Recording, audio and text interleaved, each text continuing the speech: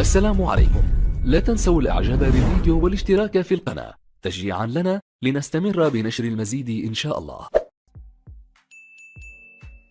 السلام عليكم ورحمة الله وبركاته. أهلا بكم مع موعد مباراة الأهلي القادمة مع سياتل ساوندرز الأمريكي في بطولة كأس العالم للأندية والقنوات الناقلة، وإليكم تفاصيل هذه المباراة ولكن بعد هذا الفاصل.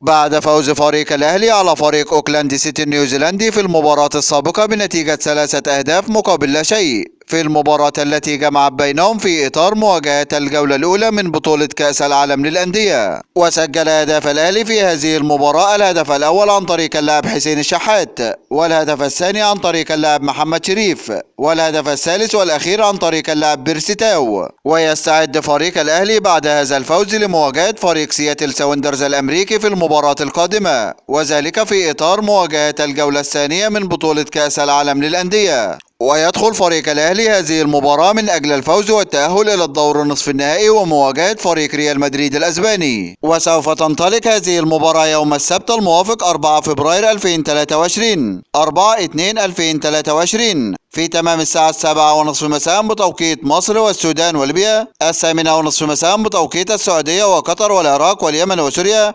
9:30 مساء بتوقيت الإمارات وعمان، 6:30 مساء بتوقيت تونس والمغرب والجزائر. وسوف تقام هذه المباراة على ملعب طنجة بمدينة طنجة المغربية، وسوف تنقل هذه المباراة عبر القناة المغربية الأرضية والقناة السعودية SSC Sport 1 HD.